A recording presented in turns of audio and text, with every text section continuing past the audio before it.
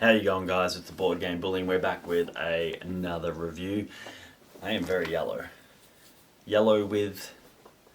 Is there a sin for yellow? Let's just say yellow with jaundice. I'm very yellow with jaundice today, but we are not going to let that stop us from looking at Dune Imperium, rated very highly on Board Game Geek. Now, I have to make a little bit of a Board Game Bully confession here. I have not seen nor read any version of Dune. So there will be no nostalgia, there will be no love for the IP. We're just going to be looking at the game, which is what you really want. Alright, so here we have Dune Imperium set up. Well, almost set up. There are a couple of things we haven't done yet, and we haven't done them intentionally. So this is the board. You can see all the worker placement spots out here. The worker placement spots have great iconography on them. So let's just zoom in and have a look at this first one here. The Great Flat. I guess it's very flat. So the top left shows you the resources that you need to go there. The symbol is a card that you need to play from your hand that matches that symbol, which we'll show you later. And then underneath that you see any required resource to go there. You see you need 2 water to go there. The rewards are you get 3 spice, and this great worm symbol here means every round that this isn't taken, a spice will be added there. So if this isn't taken for a couple of rounds, you will be able to get 5 spice from going there. Then if we just look just directly above that, we can see this spot here, and this spot here is important to talk about because it is the only spot of its kind on the board. You need to have 2 influence with the Fremen, not the Freeman, the Fremen to go there. So that's the one spot on the board that requires you to have influence to go there. Very easy to miss, and that's why we pointed out straight away. You can see it has a different symbol here. It doesn't have the green, the yellow triangle. It has a blue circle. It also has no resources underneath it to pay. So when you go there, you get this symbol. This symbol is a troop. Now we'll explain troops in a little bit, and 1 water resource. You've also probably noticed that all of these symbols here have the desert and have 2 swords in the bottom right. What that means is when you take that space, on top of everything else that the space lets you do, it will also let you move 2 troops from your garrison out into the combat field. Now, combat field is something that happens at the in the midpoint of each round. So we won't get there yet, but just keep that in mind for when we do get there. Now, to set up the game, as you can see, you place all your markers around and everything like that. Very standard sort of stuff. You have just up the top here, where my finger is pointing there, you've got your extra worker slot. So each player will start with 2 workers, just like that. So for the worker placement portion of this game, you have 2 workers. There's also a deck building portion of this game. The deck building portion of this game is how you get better resources and have better turns. And then, as you can see, let's have a look at what it's going to cost you to get your extra worker all the way over there. You need to use a card that has a green symbol on it, and you need to pay 8 money to get it. So it's quite expensive, but it can be done. So let's have a look at how this works. The one thing we haven't set up is the conflict deck. Now, the conflict deck sort of dictates whether combat is going to be worth it or not, and gives people different goals. So to make the combat deck, you take all 4 of the level 3 combats and you put them down. You then take 5 of the level 2 combats and put them down. And then you take 1 of the level 1 combats and you flip it straight over. So this tells you what the rewards for a fight are going to be. So in a 4-player game, when the fight finishes, those rewards are going to be doled out to people. So this first symbol, let's hold it up a little bit closer, if it's going to focus. This first symbol means you can move up an influence. Influence is very important because it's how you get victory points. Victory points obviously how you win the game. And 2 money. Second place is going to get 3 money, and third place is going to get 2 money. Now you can choose to not be involved in a fight. Obviously if you're not involved, and if 2 people are involved and 1 person's not involved, the 1 person that's not involved does not get 3rd place. And if there is ever a tie, it just goes to the next one. So if 2 people are tied for 1st, they will both get the reward for 2nd, and then the person who is in 2nd will get the reward for 3rd. So you start off, like we said, this is a worker placement game and a deck builder game. You start off with a deck of 10 cards. Those 10 cards you've got a couple of doubles in there, but let's pull out the individual cards, and this will give us an opportunity to talk about how deck building in this game works. So to put out a worker, you need to play a card. So cards allow your workers to go to certain spaces. Now you can see this card here has no symbols, nothing in this grey area, and a 2 here. That means the card can be used for 2 influence during the purchasing phase. It can't be used for anything else. So we can't use that to put a worker out. But this reconnaissance, it has a blue symbol. It also has a 1 here. So this is where we need to make a choice. If there is a blue symbol on the board, the blue symbols on the board are along here. So we've seen the rewards. We can get, if we pay 2 water, we can go here and we can draw 3 cards. If we pay... No, nothing. If we have 2 influence with the Fremen, we can go here to get a troop and a water. Or if there's a couple up here to the right, if we go here, we don't have to pay anything. We get a troop and we get an intrigue card. And the one in the top right here, again, we don't have to pay anything. We get a troop and we get to draw a card. So what we need to decide is, do we want the influence or do we want to put our worker out? Because we're not going to get to do both. So let's say we decide to use this one to put our worker out. We can put our worker on a blue space and then we get the rewards. We get the blue and we get the intrigue card. Now, intrigue cards are something that can be played. They will tell you when they can be played. So this one here can either play during combat or during the end game. If you play it during combat, you boost your combat strength by 2. Or if you play at the end game, it counts for 10 spice, and spice is a tiebreaker if the points are tied. So you can see the intrigue cards all do various different things. This one, for instance, is an endgame scoring one. If you have at least 2 the spice must flow, you get 1 victory point. If you have more spice must flow than each opponent, you get another victory point. Have a look at another one. This one here is a plot card. It can be played at any time that makes sense. If you have a seat on the High Council, just get 2 spice straight away. So we get one of those cards. We also get a troop. Now, troop comes from our supply. The supply is limited to how many cubes you have. Once you are out of cubes, you cannot get any more into your supply. Now, what we can do with this, because this symbol has 2 swords crossed, we can either put it in our garrison or we can put it straight into the fight. If it didn't have the swords crossed, we would have to put it in our garrison.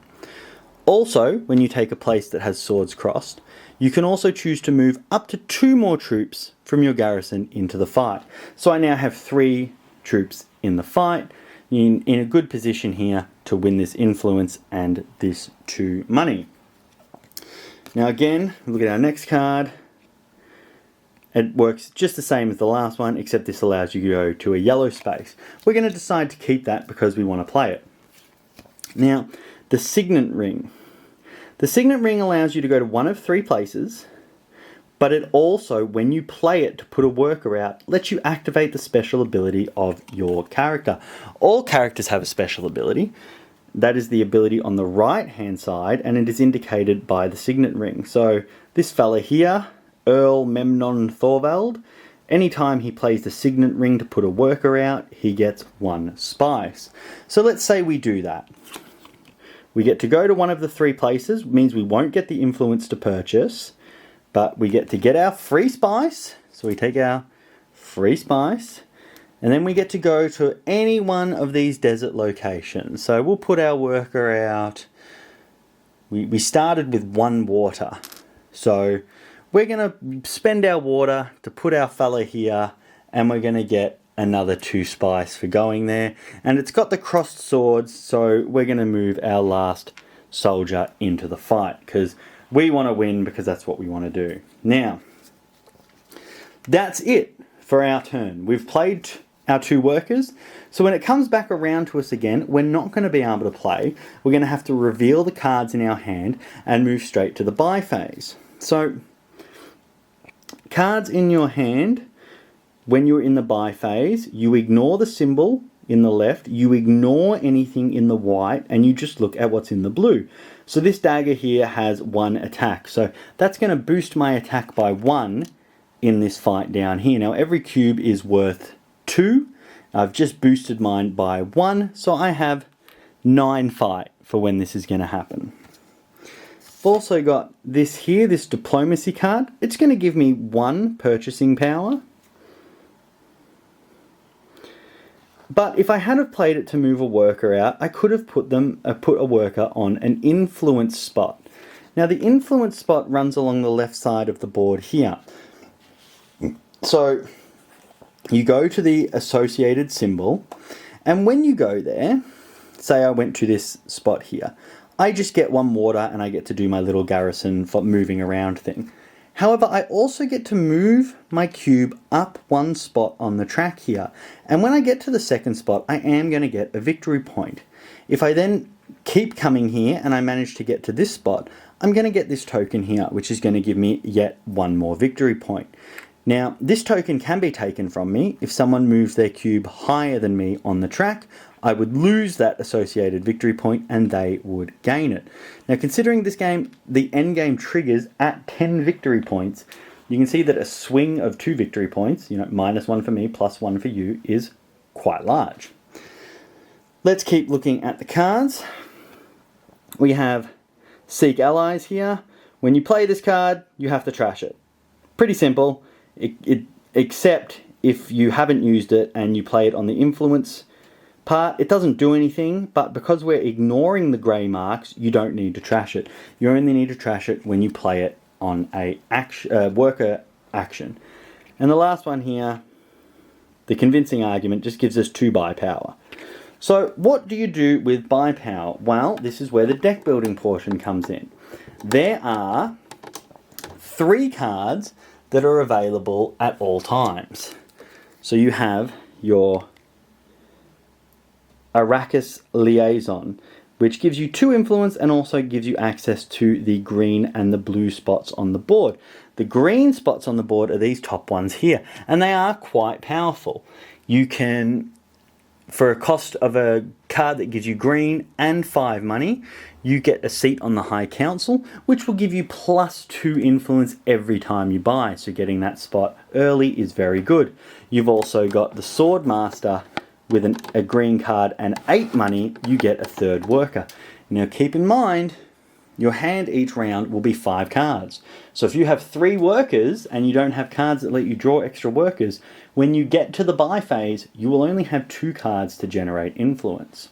So going there too early can be detrimental. And we had many turns where people would use their 3rd worker and just decide to skip using their 3rd worker, which is part of the game that you can do.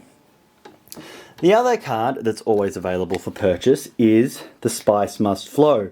Now it costs 9 influence, but you get a victory point immediately.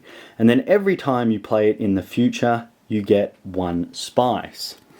The last card that is always available cannot be purchased during the influence round because it is gained by going to this space here. So you need to use a card with the infinity symbol, and then you get the Fold Space card. Now the Fold Space card, when you play it as a worker card, you get to draw a card, you have to trash this card, so you basically get to replace it with another card from your deck and go to any space that you want to go to. But what if those 2 cards aren't what I fancy? Well, that's what we have the deck building deck for. So you've got the deck building deck, and it will have 5 cards on display. So let's have a look at those 5 cards now. So, for 3 influence, I could buy the Fedex Death Commando. Now that's going to let me trash, if I play this as a worker action, that symbol in the grey means I can trash a card. Now I can trash a card from my discard or from my hand, so that's very powerful. It's also going to let me go to a blue or a yellow space. However, if I save it for my influence part, I'm going to get 1 influence, and if I've played another card with Fremen up here in the top left, I get 3 extra combat for my combat phase. Here we have power play. It's going to cost you 5. However, it's going to let you gain 2 influence when you go to one of these spots on the left. And considering the first victory point is only 2 influence up and the second one is 2 from that, that can be quite a big move. Here we have a very cheap one, Dr. Yu. He costs 1. If you play him as in the worker phase, you'll get to go to a blue space and draw a card. If you play him during the influence phase, you'll just get 1 influence. And the last one we have here, because we did have a double, is the Test of Humanity. It's going to cost you 3 spots. It's going to let you go to those 3 spaces, the blue, the green, or the Ben Gesserit area, which is where you'll get influence with them. And if you play it during the worker phase, each opponent chooses to discard a card or lose a deployed troop. Now, deployed troops are troops that are in the middle, not troops that are in this circle. So if someone played this card on me, I'd be very unhappy because I'm the only one that's being affected by it. If they choose to play it during the influence phase, however, they will just get 2 influence to make a purchase, and that is that. So that's the deck building phase. You play your 2 to 3 cards to have your actions, your worker placement actions, then you play the rest of the cards to determine how much resources you have to buy new cards and any bonuses you will get in battle. So, speaking of battle, that's what the time is now. We've done everything. Now we get to fight. So, let's put ourselves up with a bit more of an interesting fight here, because right now yellow is winning. So, blue's got 3, and they played a card which gave them 1, so they've got 7.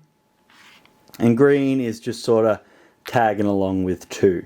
Now what will happen here is the first player will be asked if they want to play an influence card. Now we looked at influence cards before and we know that they can affect battle. If the first player chooses to pass, it will keep going around. Or if the first player chooses to play a card, it will keep going around. So say for example, if the first player passes, but the second player chooses to play a card, it will then have to go around one more time from that second player to see if everyone else wants to play a card. So there is no benefit here to going last. You can't sneakily play a card on the last turn, because whoever plays a card will restart the asking phase and everyone will get the opportunity to play the same amount of cards. The cards will be revealed, these sliders will be moved up or down depending, and then the winner will get their resources. Now, we talked about this game only needing 10 victory points to win. So, for example, let's have a look at one of these. So later in the game, you will have... Whoops. There we go. That's what I was trying to do. You will have spots that we're going to give you straight up 2 victory points if you win. So there's definitely, multiple ways to get victory points during this game. You can go full deck building and purchase those 9 cost cards to get victory points. You can go full influence and keep going to the influence spots to get those temporary victory points there and hope you've got them long enough to win the game. You can do combat and hope you get enough victory points from there to win. Or what is probably the better option, a mixture of everything. Now all of these places are in the rule book of how they work exactly. All of the symbols are on the back of the rulebook and explain exactly what they do. It has a very user-friendly rulebook to it.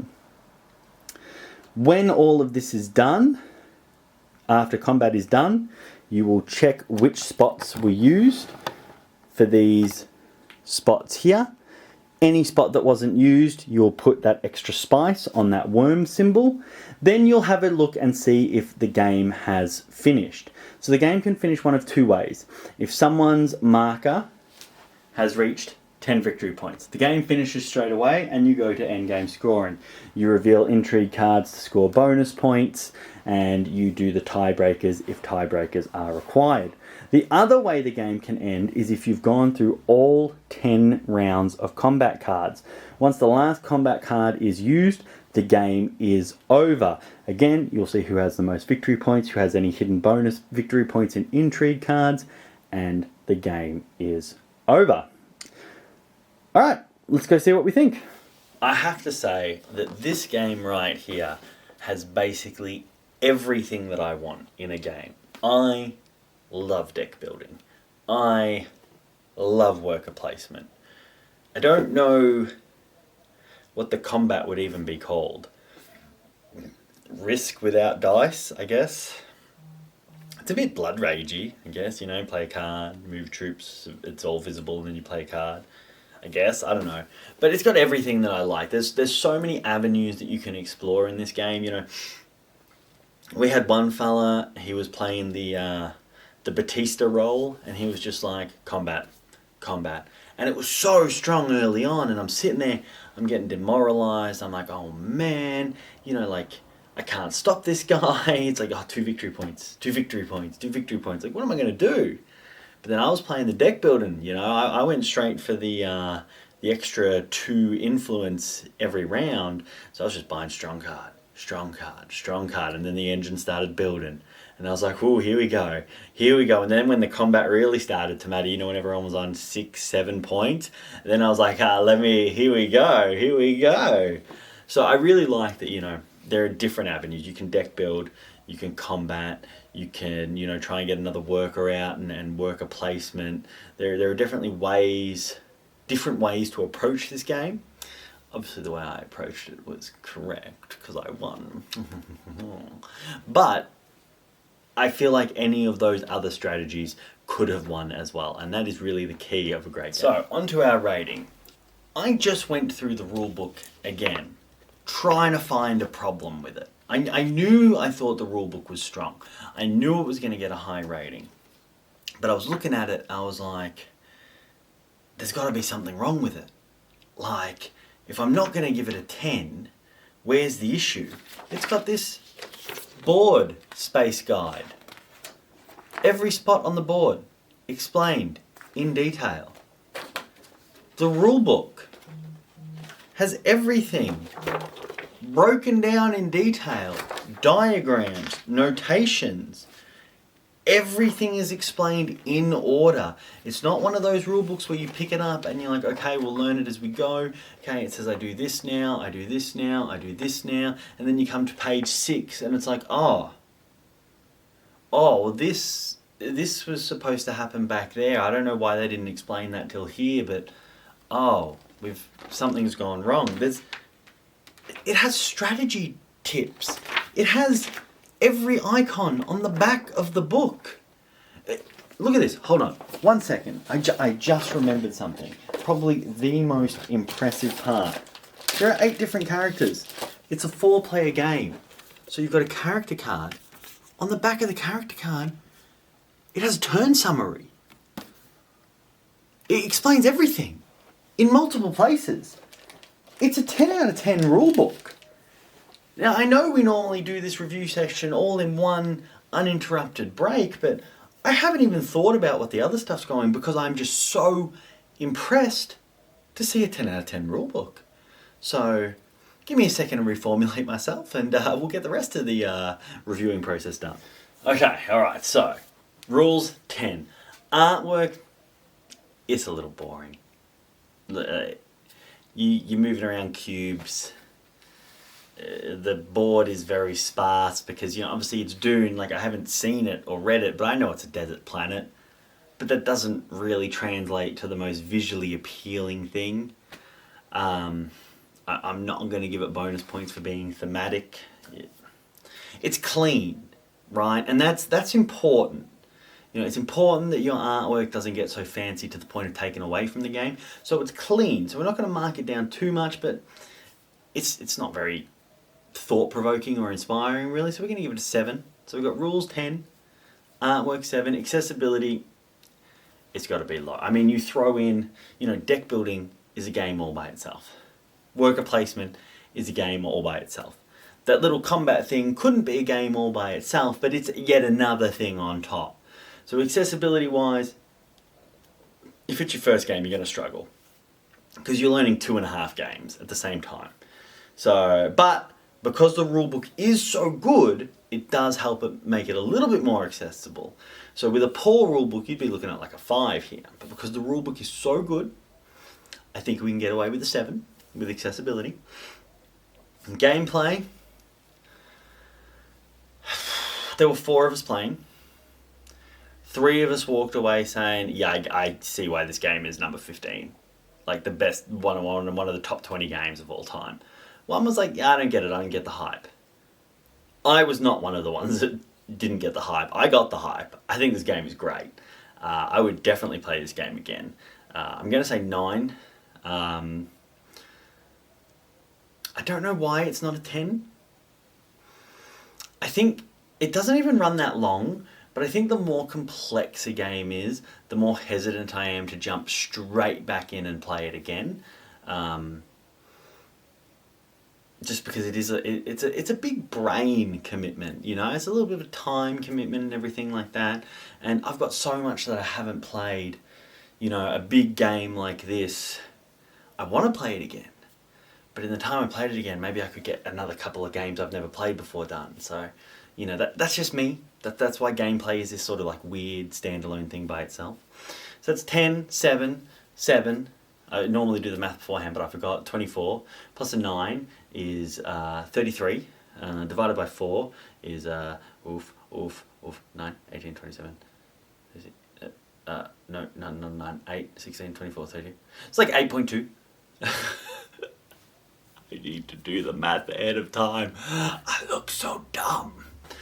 8 point something out of 10. And I think that's a really solid score, and I think the game is really deserving of it. Dune Imperium, I would check it out.